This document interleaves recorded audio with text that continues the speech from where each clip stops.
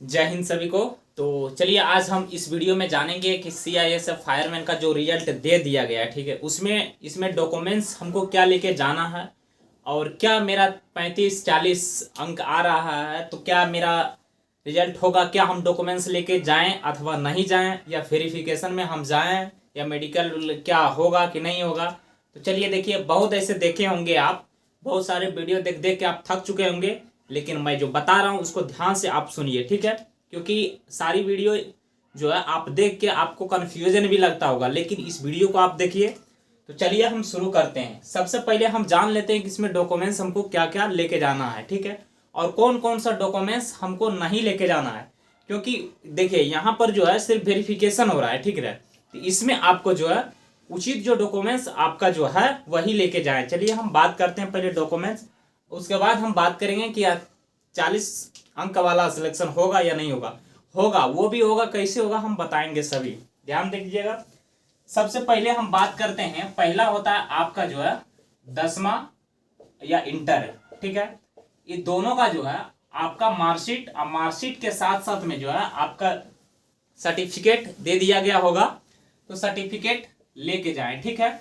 और जिसका सर्टिफिकेट नहीं है उसका मार्कशीट आपको हर हाल में जरूरी है, क्योंकि आप फॉर्म भरे होंगे 12 TH पर यानी, लेकिन इसका जो है हमेशा आपको दोनों लेके जाना है। पहला काम तो ये आपको कर लेना है, ठीक है, ध्यान से इस वीडियो को देखिए।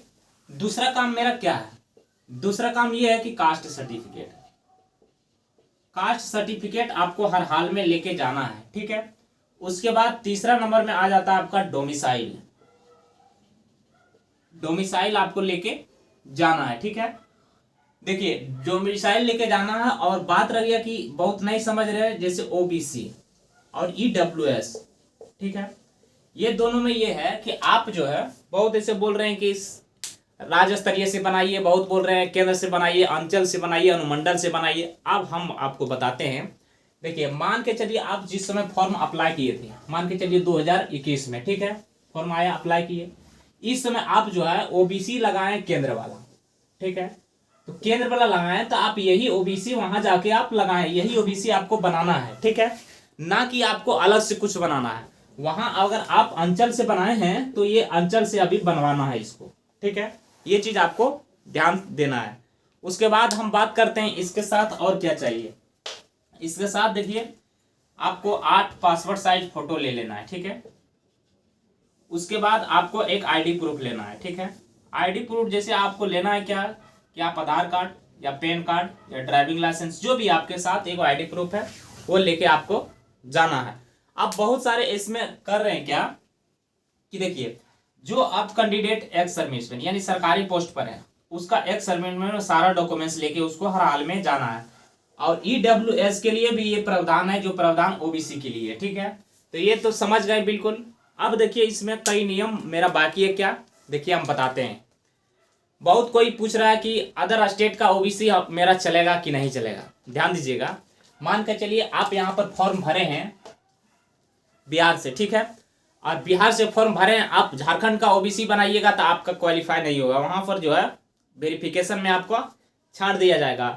या तो फिर आप कहीं रह रहे हैं, जैसे मान के चलिए कि महाराष्ट्र में रह रहे हैं, वहाँ डॉक्यूमेंट्स बनाए, वहाँ फॉर्म फिल किए, वहाँ का एड्रेस दिए, अब हम मेरा घर आ गया, यानी मेरा घर है बिहार, तो बिहार का डॉक्यूमेंट्स हम देंगे तो वो आपका नहीं चलेगा, ठीक है। दूसरा है कि दूसरा राज्य से फॉर्म भरे तो वो भी नहीं चलेगा।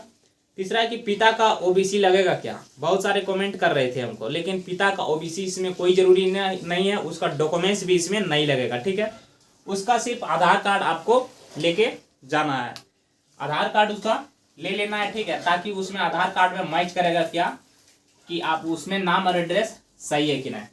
और दूसरा चीज आपको बता दें कि उसमें जो है क्या है, आप पिता का डॉक्यूमेंट्स भी आपको लेके नहीं जाना है, ठीक है। उसके बाद अब माता का डॉक्यूमेंट्स, देखिए माता का भी डॉक्यूमेंट्स आपको कुछ नहीं लेके जाना है, ठीक है, एक भी उसका ना फोटो ना डॉक्यूमेंट्स उसका कुछ नहीं लेके जाना है। उसके बाद है एनसीएल, एनसीएल आपको बता चुके हैं ओबीसी, ठीक है, केंद्र से बनाना है, ये हम बार बार बता रहे हैं। उसके बाद अब जो देखिए ओबीसी जब आप रनिंग में गए होंगे उसमें आपका ओबीसी लिया होगा, ठीक है, वही ओबीसी आपको सेम प्रकार का वैसे ही बनवाना है, ठीक है। उसके बाद आपको बताते हैं ईडब्ल्यूएस का हो गया, उसके बाद एनसीसी वाले कैंडिडेट। देखिए आप अगर एनसीसी किए हैं और एनसीसी आप किए हैं, अगर एनसीसी जो है जिसमें वैकेंसी यानी 2021 में आया था उसमें आपका पोस्ट यानी पोस्ट के अप्लाई के समय में आप एनसीसी वाला दिए थे, ठीक है। अगर आप बी दिए थे, सी दिए थे, ए दिए थे, कोई भी जो दिए थे वो आपको एक लेके जाना है, जो दिए थे वही लेके जाना, अगर नहीं दिए तो नहीं लेके जाना, इसका कोई जरूरी नहीं है, ठीक है। ये बात रह गया डॉक्यूमेंट्स का, ठीक है। और अब बात करते हैं, ध्यान दीजिएगा इसका कटअप, ध्यान दीजिएगा। ये जो डॉक्यूमेंट्स है मान के चलिए जिसका 45 है या फिर 40 है, ठीक है। तो देखिए आप जब वेरिफिकेशन कीजिएगा तो बहुत सारे स्टूडेंट है कि फॉर्म अप्लाई कर दिए हैं, ठीक है, उस समय डॉक्यूमेंट्स उसका जो है गलत बहुत का हो गया। मान के चलिए आपका 4000 पास किया, ठीक है, इसमें जो है आपका फिक्स है कि डॉक्यूमेंट्स बहुत का गलत होगा, तभी आप CISF का जो है इसमें जो है ये नियम प्रावधान किया था। लेकिन पहले ये सब नहीं था, ठीक है, पहले डायरेक्ट हो जाता था, रिजल्ट के बाद डायरेक्ट हो जाता था, लेकिन अब इसका चेंज किया क्योंकि उसको लगा कि इसमें डॉक्यूमेंट्स गलत कुछ कुछ का है, तब ऐसा नियम प्रावधान किया। जो लोग बोल रहे हैं वो बिल्कुल गलत रहे क्योंकि इसका कोई अनुभव अभी तक नहीं लगाया है, ठीक है, नहीं लगा पाएगा, तो इसका बाद ही चलेगा। आप जितने भी कैंडिडेट हैं सब कोई इसमें आप भाग ले सकते हैं। डॉक्यूमेंट्स वेरिफिकेशन में आपको हर हाल में जाना ही जाना है, ठीक है, समझे। तो यहाँ तक बिल्कुल अच्छे तरीके से समझ गए। अगर कोई प्रकार का दिक्कत हुआ होगा तो ज़रूर आप कमेंट में बताइए, मैं उसका जवाब आपको ज़रूर देंगे। अगर उसका लगे तो फिर हम वीडियो लेकर के आएंगे। तो यहाँ तक समझ गए, फिर हम लोग मिलते हैं नेक्स्ट वीडियो में। सभी को जय हिंद।